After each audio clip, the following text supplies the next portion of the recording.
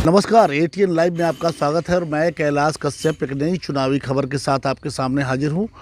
हम अभी मौजूद हैं महाराजगंज विधानसभा क्षेत्र के सरसैया गांव में और आपको बता दें कि जैसे जैसे अब चूंकि चुनाव की तिथि बहुत नज़दीक है, कल से चुनाव प्रचार बंद हो जाएंगे। कल शाम 5 बजे से चुनाव प्रचार बंद हो जाएगा और इसी को लेकर के सारे प्रत्याशी, जितने प्रत्याशी मैदान में हैं, वो पूरी ताकत के साथ अपने अपने क्षेत्र में डटे हुए हैं, लोगों से मिल रहे हैं, अपनी बातों को कह रहे हैं। और इसी क्रम में हम सरसैया गांव पहुंचे हैं और यहाँ पे हमारे साथ मौजूद हैं एएसपी के प्रत्याशी एजाज साहब। हम इनसे बातचीत करेंगे कैसा चल रहा है सर। अब तो चूँकि बहुत कम समय बचा हुआ है, कल चुनाव प्रचार भी समाप्त हो जाएगा, और कैसा चल रहा है? जी जय भीम, नमस्कार, अस्सलाम वालेकुम। बहुत शुक्रिया आप लोगों का, ये सवाल किया आपने हमसे। बहुत अच्छा चल रहा है। अभी क्षेत्र में ही हम सरसैया बैठे हुए थे, तो कोई दूर दूर तक नहीं है, लेकिन अफवाहें फैलाई जाती हैं। तो जैसे जैसे समय नज़दीक आ रहा है, अब अफवाहों का दौर गर्म होगा। जी, अफवाहों का दौर गर्म हो चुका है और लोग अफवाह फैला रहे हैं।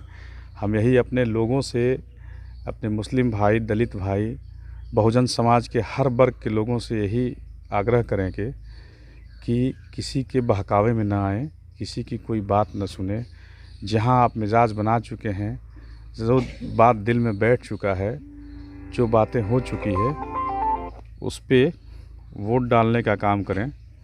नेता लोग कई तरह के हैं, कोई पैराशूट से आए हैं दूसरे जगह से और यहाँ आकर के वो अपना छवि बनाने के इरादे से हैं, बट उनका कोई बेस नहीं है। ना ही उनके वर्ग में उनका वोट है, ना ही यादव वर्ग में उनका वोट है, मुस्लिम में भी वही हाल है उनका। तो यही कहेंगे कि अभी सब पीछे चल रहे हैं हमसे, ये आपको भी पता साहब, अभी इधर आपके जो चीफ हैं वो भी आए हुए थे, चंद्रशेखर रावण। कुछ असर पड़ा उनके आने से? नहीं, देखिए, दौड़ा है, उनका असर तो है ही। हम लोग तो, हमारा कार्यकर्ता ही इतना मजबूत है। तकरीबन 18,000 हमारे 19,000 कार्यकर्ता हो चुके हैं, तो कहीं से इफ बट नहीं है। बस हमारे कार्यकर्ताओं को बार बार ये बताना होता है कि भाई आप लोग संयम बरतें और लोगों के बहकावे से बचें। जी, एक चीज़ देखा जाता है कि हमेशा बिहार की राजनीति में खास करके माइनॉरिटी को कुछ दल अपनी पॉकेटी ये वोटर समझते हैं। जैसे मान लीजिए कि 15 साल लालू यादव जी माई समीकरण, उनका ये है कि भाई पूरा माइनॉरिटी हमारा है। इधर नीतीश जी भी कह रहे हैं कि भाई ये पूरा माइनॉरिटी हमारा है। तो क्या लगता है कि ये टूट पाएंगे? बिल्कुल आपके साथ हैं लोग। देखिए, ये वक्त बदल चुका है। हुआ करता था पहले गठबंधन में, लेकिन अब यहाँ से चूँकि भीम आर्मी आज़ाद समाज पार्टी के प्रत्याशी हैं हम, तो मेरा मुस्लिम कौम बड़ा संजीदा किस्म का कौम है। ये देखना चाहते हैं कि जीत कौन रहा है, कैलकुलेशन करते हैं।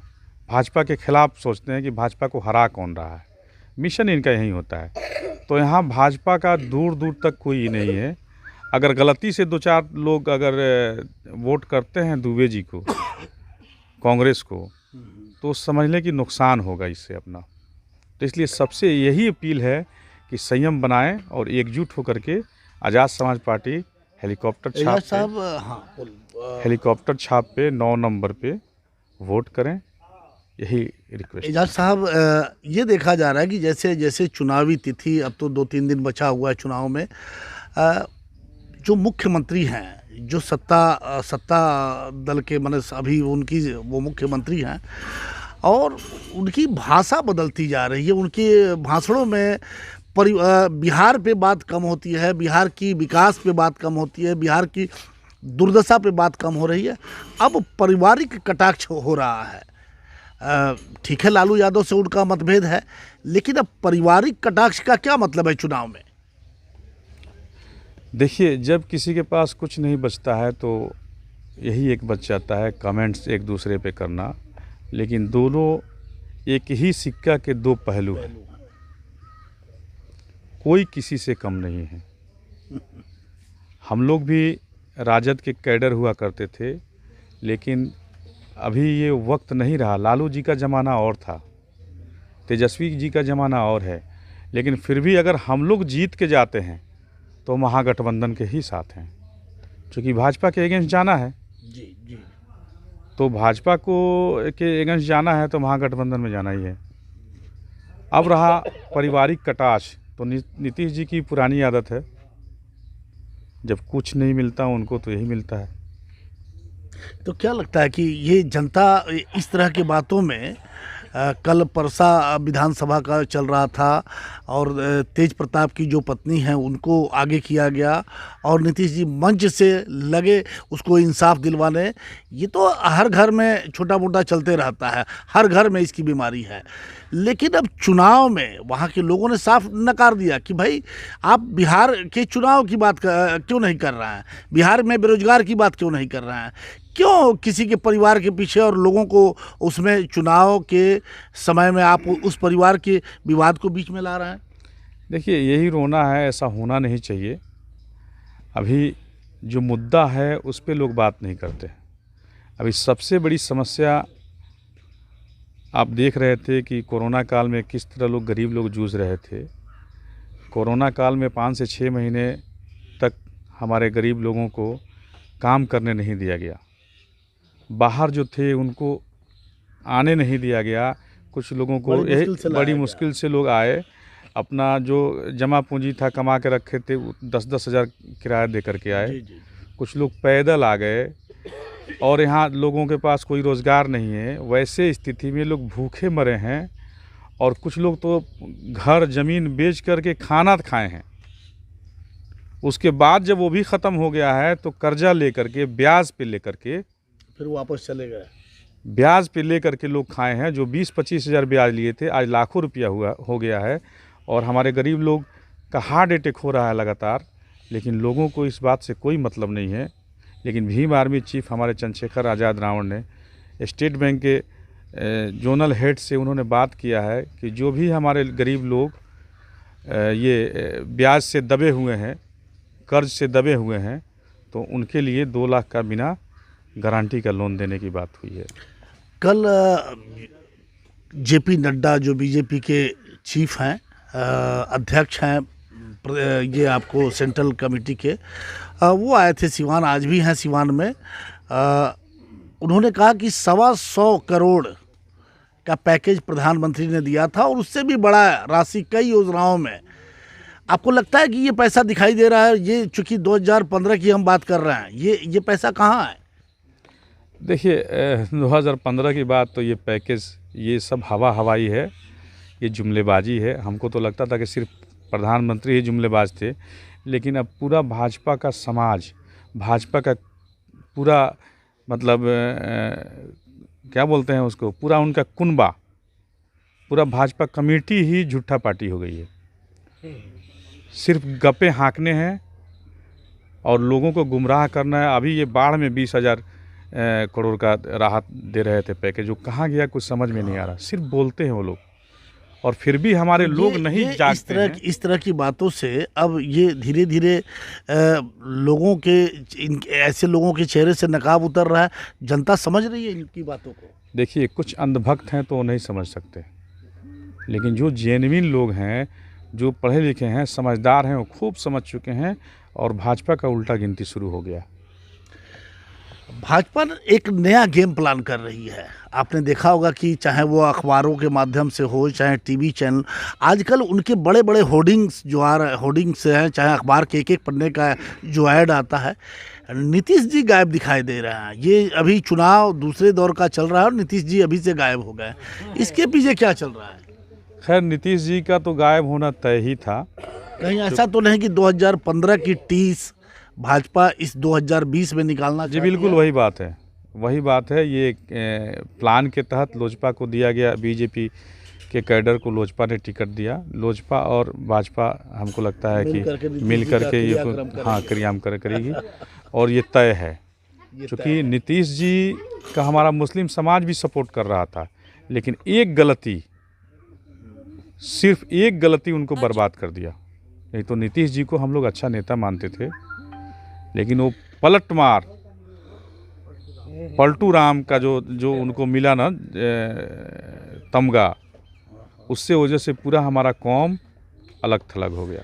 आपको क्या लगता है कि अगर कल नीतीश जी की सीटें नहीं आती हैं, 30, 35, 40, 50 तक चली जाती हैं और इससे तो सरकार बनेगा नहीं, तो क्या नीतीश फिर एक बार पलटी मार सकते हैं? वो कह सकते हैं कि भाई इन आतंकवादी, इन फासिस्टवादी ताकतों को रोकने के लिए हम तेजस्वी के साथ हैं और सभी लोग एक साथ आ जाएं? नीतीश जी हैं तो मुमकिन है, नीतीश कुछ जी भी हैं तो मुमकिन है, कुछ भी कर सकते हैं। लेकिन ये बातें तो मोदी जी पे कही जाती हैं कि मोदी है तो मुमकिन है। नीतीश जी भी हैं तो मुमकिन है। अच्छा, नहीं आपको भी लग रहा है कि आने वाले समय में सब एक हो एकदम सकते हैं? एकदम, लेकिन मौका नहीं मिलेगा, हमें नहीं लगता। जो वो लोग बीजेपी वालों ने जो जाल बिछा रखा है उसमें सब फंस रहे हैं, और इसकी गलती सब हम कौन फंस रहा है? नीतीश जी फंसेंगे और नीतीश जी भी कौन फंसेंगे। हमें लगता है कि हमारे तेजस्वी जी भी फंस रहे हैं इसमें। तेजस्वी जी का जो गठबंधन हुआ वो तरीका सही नहीं था। अगर सारे मिलकर छोटे लड़ते मोटे तो और पार्टियों को मजबूती मिला आती। करके अगर जी, और मजबूती लड़ते, आती। सीट की और टिकट बेचने की लालच नहीं होती, तो तेजस्वी 200 सीटों पे आते जीत के। लेकिन आप तो उसके बाद भी कह रहे हैं कि भाई अगर हम यहाँ से जीतते हैं तो फिर हम उन्हीं को सपोर्ट करेंगे। कैसे? अब महाराजगंज को ले लीजिए आप, MY समीकरण है, यहाँ किसी मुस्लिम को नहीं मिला टिकट, किसी यादव को टिकट नहीं मिला। थर्ड पार्टी को लेके आया गया पैरासूट से दूसरी जगह से, पंडित जी को रघुनाथपुर से उठा के लाया गया। तो क्या पंडित जी अपने जनता को यहाँ टाइम देंगे? आज तक तो नहीं दिए हैं। रघुनाथ मुलाकात भी नहीं हो पाएगी आप। नहीं, रघुनाथपुर 3 टर्म रहे हुए हैं, रघुनाथपुर को खा गए। 2 टर्म माझी में रहे हुए हैं, माझी को खा गए। तो सीरियल से चल रहे हैं, यहाँ खा लो फिर आगे चलो, वहाँ खा लो फिर आगे चलो। तो अब जनता जाग चुकी है, जनता जान चुकी है उनके बारे में, जनता एक्सेप्ट नहीं कर रही है। उनके पास बेस वोट है ही नहीं। मुस्लिम्स हमारे साथ चले आए, दलित हमारे साथ चले आए, ये आप खूब अच्छी तरह जानते हैं। यादव समाज जो है 60-70% अपने लोगों के पास चले गए, क्योंकि यादव कैडर में ये होता है कि साहब एक सवाल हम पूछना चाहते हैं कि क्या आपको ऐसा नहीं लगता कि आज़ादी के बाद से आज तक, आज जो परिस्थिति बनी हुई है खास करके माइनॉरिटी समाज के लिए, ये हाशिए पे चला गया है ये पूरा समाज, और जितनी इसको मिलनी चाहिए थी, चाहे वो चुनाव की बात हो या उसका हक की बात हो, उस तरह से इसको किसी पार्टी ने भी उस तरीके से इसका इस्तेमाल नहीं किया, सिर्फ वोट बैंक समझा। हाँ, मुसलमानों को लोग वोट बैंक ही समझे, सिर्फ दड़ी बिछवाए ये डरा करके कि भाजपा जीत जाएगा। ये अजीब कहानी है कि भाजपा जीत जाएगा। तो आप भी तो इस जाल में फंस जाते हैं। वो कैसे? हमको हर जगह हमने देखा है कि चाहे उत्तर प्रदेश हो, चाहे बिहार हो, अगर कहीं बीजेपी को सपा हराती है तो आप उसके साथ चले जाते हैं, कहीं बसपा हराती है आप उसके साथ चले जाते हैं, कहीं कोई और हराता है आप उसके साथ चले जाते हैं। आप अपने को मजबूत क्यों नहीं करते? नहीं, देखिए अब वो वक्त बदल चुका है। महाराजगंज से ही देख लीजिए कि आज़ादी के बाद 73 साल के बाद पहली दफ़ा किसी मुस्लिम को ये टिकट मिला यहाँ। ठीक है। और दलित मुस्लिम कंबाइन होकर के लड़ रहे हैं, और यहाँ से तय है कि सबको उखड़ जाना है, और ये सीट हमारे झोली में आएगी। ये क्या कहेंगे 3 तारीख को जब सारी जनता, सारे महाराजगंज के क्षेत्र के लोग बूथ पे जाएंगे, क्या अपील करना चाहते हैं? सारी जनता से यही अपील है कि लास्ट में, आखिर में बड़ी अफवाह होता है। आज जिस तरह मुस्लिम समुदाय, दलित समुदाय, बहुजन समुदाय जिस तरह एकजुटता दिखाई है भीम आर्मी आज़ाद समाज पार्टी के लिए, तो आप सबसे निवेदन यही है कि आप लोग किसी के बहकावे में, कोई अफवाह में न आए, और अपना कीमती वोट हेलीकॉप्टर छाप 9 नंबर निशान पे ज़रूर दें। ये वक्त है बदलाव का, और महाराजगंज बदल चुका है, और इसमें आप अपना हिस्सेदारी बना लें।